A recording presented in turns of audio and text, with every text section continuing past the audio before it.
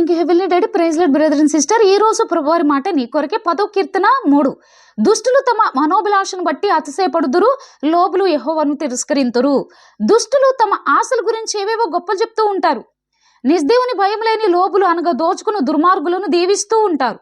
కొందరు దుర్మార్గులు చేసే నీచ నికృష్ట అతి ఘోర చండాల పనులను బట్టి చేసే ప్రతి ఒక్కరికి వీడు చస్తే పెడబోద్ది, వీడు చస్తే భూమికి భారం పోద్ది, వీడు చస్తే పెద్ద దరిద్రం పోద్ది అంటూ తిట్టుకుంటూ మధ్యలో దేవుని లాక్కొస్తారు. అసలు దేవుడు అంటూ ఒకడు ఉన్నాడా?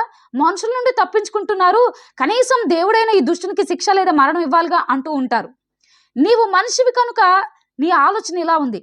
నీలా ప్రభువారు ఆలోచన చేస్తే ఇక ఈ భూమిపై ఉన్న మనుషులందరికీ ఏదో ఒక రకమైన శిక్ష వేస్తూనే ఉండాలి.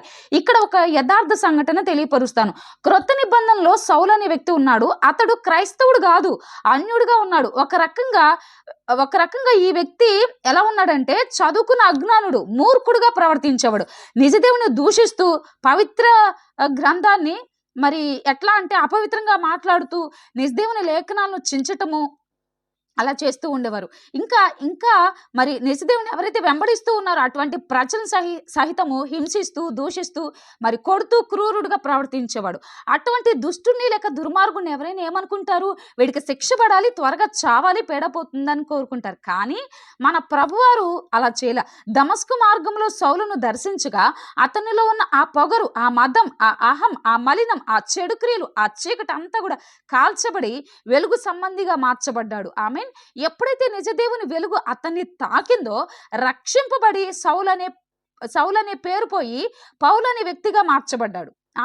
ఒకప్పుడు సౌలు అనగానే ప్రతి ఒక్కరూ హడలిపోయేవారు, అతన్ని తిట్టుకుంటూ ఉండేవారు. బట్ ఇప్పుడున్న పౌలును చూడగానే ప్రతి ఒక్కరూ ఆశ్చర్యపోతున్నారు. మారిన అతని జీవితం బట్టి తిట్టిన వారే ఇప్పుడు బ్లెస్ చేస్తూ ఉన్నారు. ఒకప్పుడు ఏ నోటితో నిజదేవుని దూషించాడో, వారి పవిత్ర లేఖనాలను చింపాడో, ఇప్పుడు యేసుక్రీస్తు వారు తప్ప మరెవరు నిజదేవుడు లేరు, బైబిల్ మాత్రమే జీవం కలిగిన గ్రంథం అని ప్రకటిస్తూ ఉన్నాడు. ఎవరండి? పౌలు. ఇంకా ఏమంటున్నాడంటే, నా మట్టుకు బ్రతుకుట క్రీస్తే, చావైతే లాభము అంటున్నారు. కేవలం నిజదేవుని కొరకే అతని జీవితాన్ని అంకితం చేశారు. నిజదేవుని కొరకే ఎన్ని నిందలైనా, అవమానాలైనా, శ్రమలైనా భరించి, అంత మాత్రమే కాదు, మరి బైబిల్ క్రొత్త నిబంధనలో 27 రకాల పుస్తకాల్లో 17 రకాల ఆత్మీయ పుస్తకాలను దేవుని ఆత్మ చేత వ్రాశారు. ఎందరికో మరి మాదిరిగా నిలిచి చివరికి మరి ప్రభువారి కొరకు హతసాక్షి అయ్యారు. నీలోని ప్రభువారు ఆలోచన చేసే దుష్టుని శిక్షించి చంపేస్తే నేడు సౌలు పౌలుగా మారేనా? ఇంతటి సేవ జరిగేనా? That is our true God power. ఇకనైనా లోకుల వల్ల నిజదేవుని అపార్థం చేసుకోకు. ఇప్పుడే నీ అజ్ఞానాన్ని, చీకటిని ప్రభువారు తొలగించును గాక. ఆమేన్.